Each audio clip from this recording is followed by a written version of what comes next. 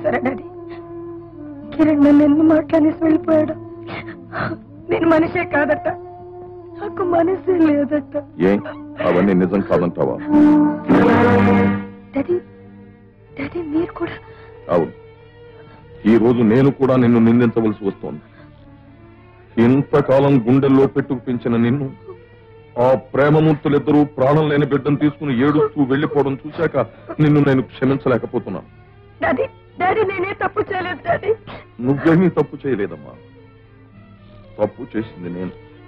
ఐశ్వర్యంలో నువ్వు అడిగింది లేదనకుండా, కోరింది కాదనకుండా నిన్ను అతి గారాభంగా పెంచడం నేను చేసిన తప్పు. అహంకారంలోనూ మనుషులను అర్థం చేసుకోలేక కక్షగట్టి వాళ్ళ కుటుంబాల్లో నిప్పులు పోస్తున్నప్పుడు నిన్ను అడ్డుకోకపోవడం నేను చేసిన తప్పు.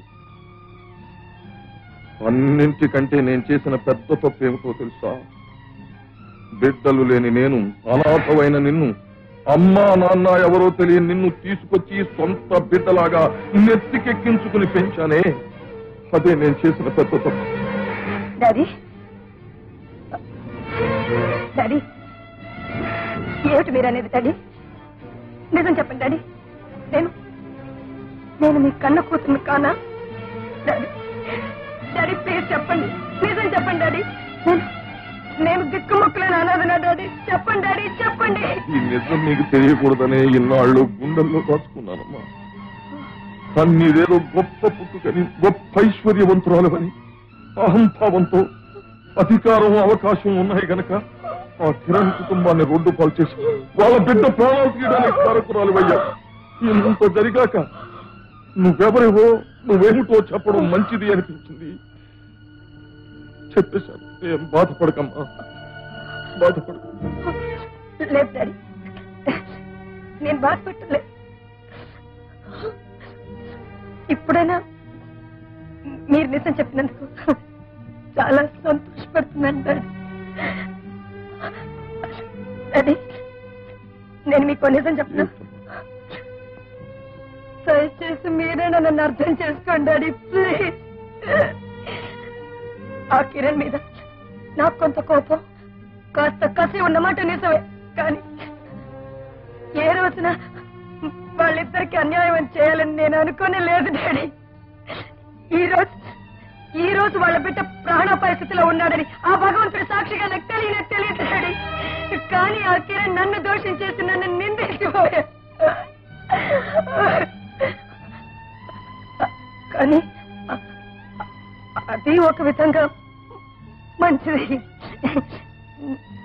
నేనెవరినో, నా పుట్టుకెంతో ఈ రకంగా నేను నాకు అర్థం.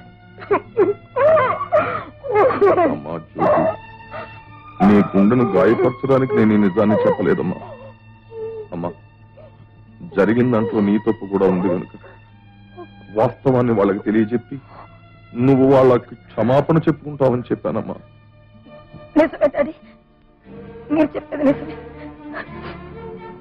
తెలుసో తెలియకో ఆ తల్లి మనసు నేను బాధ పెట్టాను, అతన్ని గాయపరిచాను.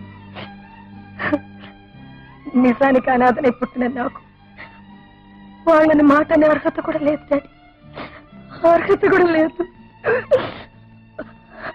డాడీ డాడీ నాకు పని చేస్తాను, జరిగినవన్నీ వాళ్ళతో చెప్పి వాళ్ళని క్షమాపణ అడుగుతాను. నారదుడా, మనుషుల మధ్యలో పొలలు పెట్టి కొంపలు చేస్తావురా? అమ్మాయి గారు, మీరు ఆసుపత్రిలో ఉండగా కిరణబాబుకి వాళ్ళకి లేరని చెప్పింది వీడే.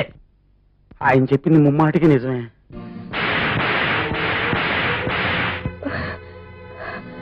అసలు నువ్వు మనిషివే కాదురా, నిన్నేం చేసినా పాపం లేదు.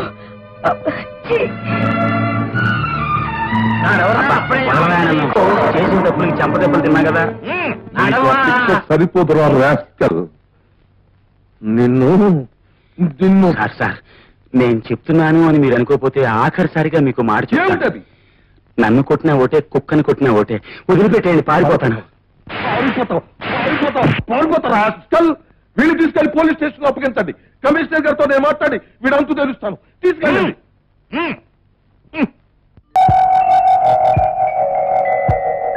కిరణ్ జ్యోతి కారు కింద రాతపడి యాక్సిడెంట్ అయింది, హాస్పిటల్లో ఉంది.